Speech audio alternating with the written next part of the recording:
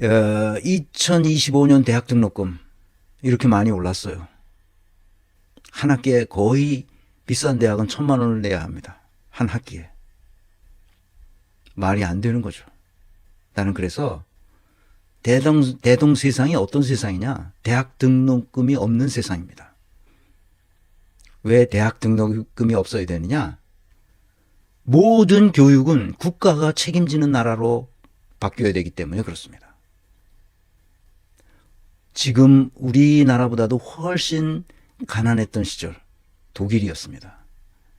독일은 전후의 폐허 속에서 그 속에서도 모든 교육은 국가가 책임지는 나라였어요. 그런데 우리나라가 지금 10대 강국이 됐어요. 우리 국방으로 따지면 5대 강국입니다. 우리나라의 국방력이 전 세계의 5위에 들어가요. 그리고 경제력만 따지면 10위 국가입니다. 9위, 10위 그렇습니다. 그런데도 아직 대학을 무상교육으로 하지 못하고 있어요. 국힘당은 고등학교도 무상교육을 못하겠다고 지금 저러는 겁니다. 무상교육을 지금까지 해왔는데 내년도 예산에 반영을 안 하겠다는 거죠. 그래서 돈을 내야 됩니다. 내년도 아니라 금년입니다.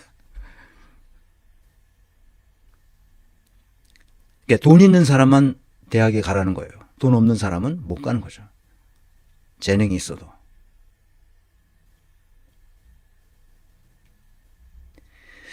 유럽의 어느 나라가 도대체 이런 등록금을 받으면서 대학을 운영하는 나라가 있습니까? 있으면 얘기해 보세요. 독일도 조금은 받아요. 조금은. 아주 상징적인 금액으로 조금 받습니다. 그건 내나 마나 진짜 금값이에요. 등록금이 없습니다. 국가가 책임을 지는 거예요. 교육은. 국가가 책임져야 될 게 교육.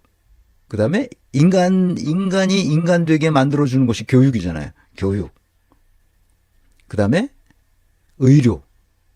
의료도 이 수입에 따라서 의료보험료를 내는 거니까 사실상 가난한 사람들은 수입이 많지 않은 사람들은 거의 공짜죠.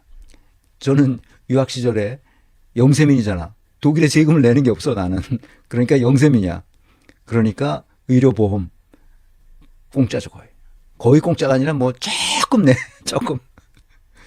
그냥 상징금액 조금 내. 그리고 우리 4인 가족 전체가 다 커버되는 어떤 진료를 받아도 다 공짜.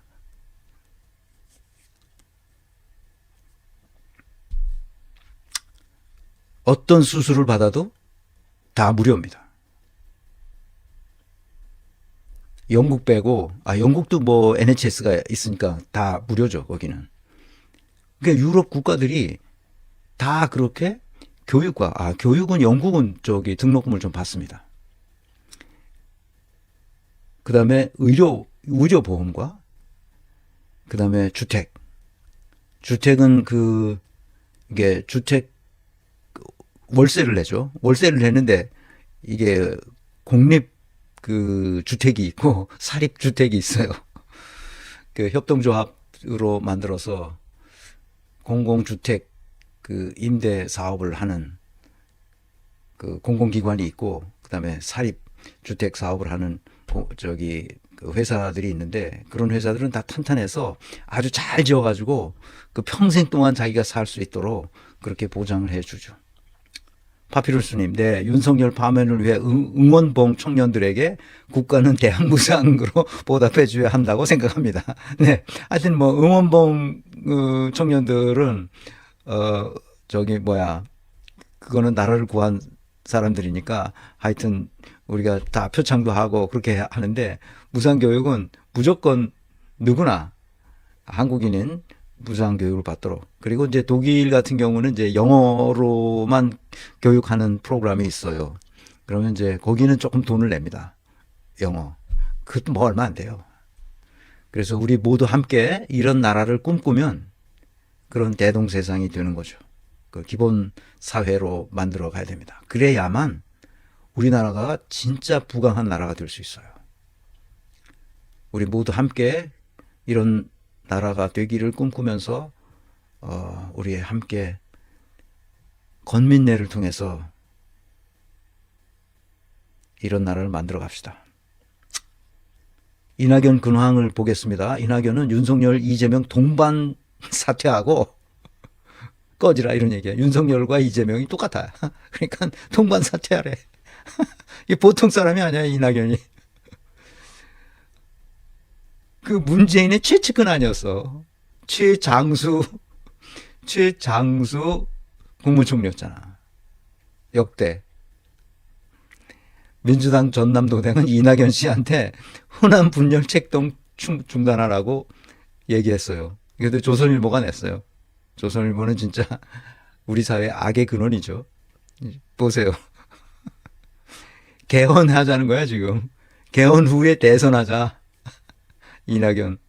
광주 정신으로, 개헌으로 국민통합.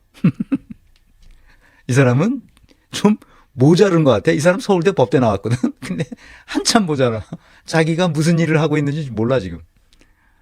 이런 한심한 사람이 있습니다. 윤석열 사퇴설이 스멀스멀 나오고 있다는 말입니다. 그래서 꿈도 꾸지 마라. 파면으로 심판한다. 뭐 사퇴하는 거는 자유인데 사퇴를 받아주질 않아요. 법상 사퇴가 불가능합니다. 왜냐하면 탄핵을 되면 직무가 정지될 뿐이에요. 사퇴가 불가능합니다. 그래서 헌재에서 사퇴하고 싶으면 사퇴하는데 우리는 심판을 계속한다. 그래서 끝까지 처벌합니다. 사퇴한다고 해서 그 심판에 효과가 없다. 이렇게 되지 않다는 얘기입니다. 그래서 그런 얘기를 다 알고 있는 거예요. 사퇴하는 하는 거고. 근데 사퇴한다고 그러면 그 잠깐 동안은 그 전임 대통령으로서의 예우에 관한 법률에 있어서 그 예우를 받을 수 있겠죠. 그런데 지금 뭐 형사 재판이 있기 때문에 형사 예우를 받는 사람은 그 죄가 없어야 돼요. 그 금고 이상 감옥에 갈 죄를 저지른 사람은 그 전임 대통령이 예우를 중단합니다. 그 예우를 받지 못하게 돼 있어요. 우리 법이 있어서. 그러니까 아무것도 아닌 거예요. 윤석열은 그냥 완전히 뭐가 되는 거예요. 그러니까 아무것도 아닌 사람으로 추락하는 겁니다. 그런데 이제 그러니까 무슨 어디로 망명한다 김건희가 어디로 망명한다 그런 얘기도 있고 그렇습니다. 이런 얘기 특히 일본으로 망명한다. 일본이 윤석열을 얼마나 좋아해, 일본 사람들이. 그러니까 김건희는 망명설도 있고 그렇습니다. 불가능합니다. 이제 어디 갈 데가 없어요. 그 김건희가 더 큰 이 내란의 그 공범이 될 가능성도 있고, 수사하면. 그리고 그동안에 했던 온갖 폐악질에 대해서 이제 심판받을 날만 남았습니다. 그 명태균 사태, 김건희와 명태균이 짜고 친 고스톱을 이제 다 알고 있어요. 이제 그거는 별도로 또 김건희 특검을 통해서 하면 됩니다.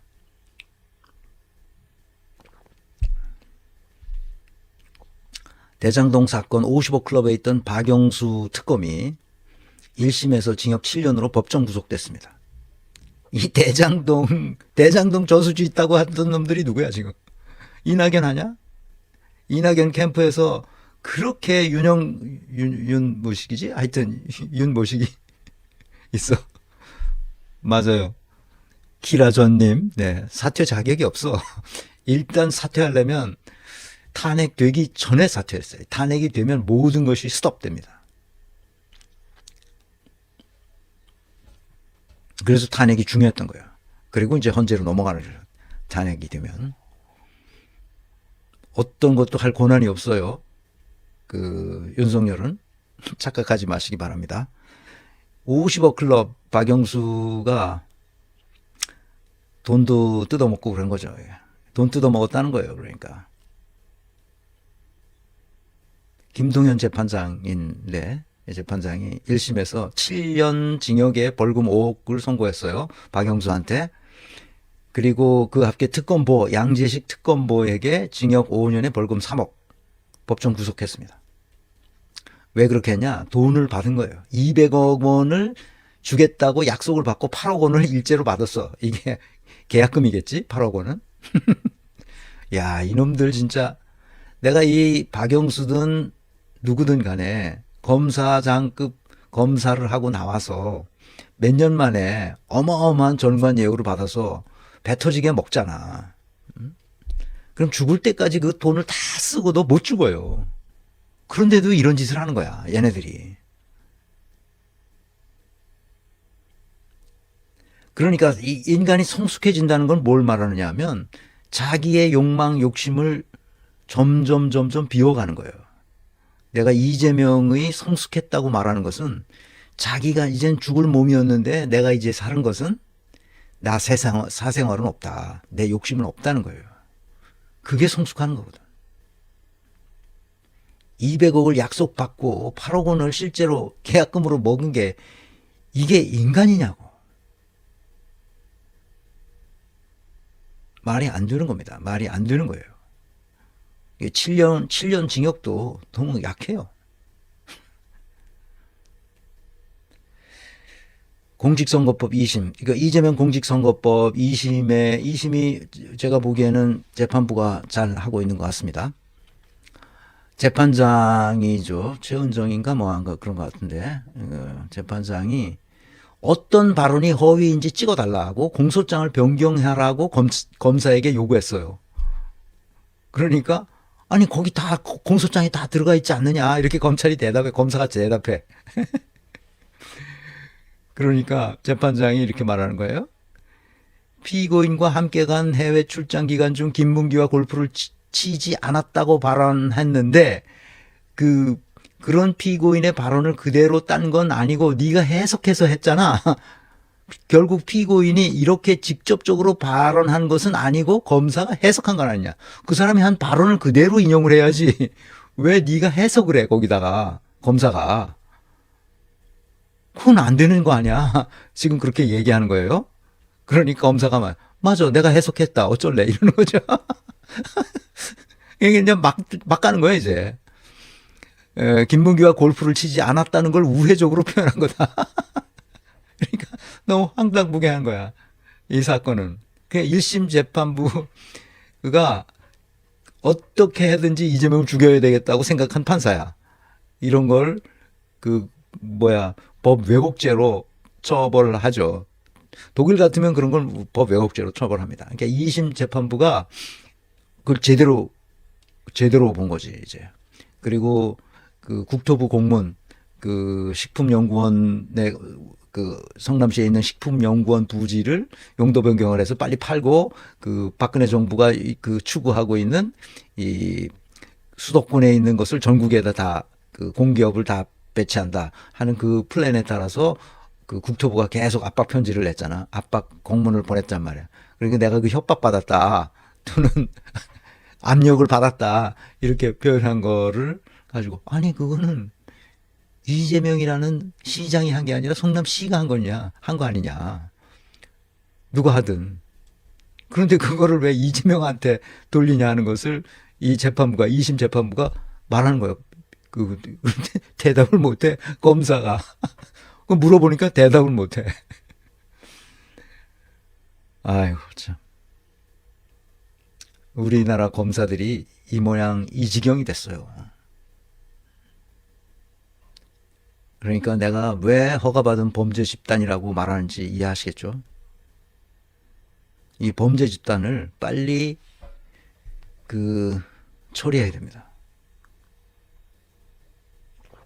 이 판사도 이제 1심 판사 그놈도 독일 같으면 법 왜곡죄로 징역감입니다. 법 왜곡죄는 독일에서 세기 때문에 벌금이나 뭐 이런 게 없어요. 집행유예도 없습니다.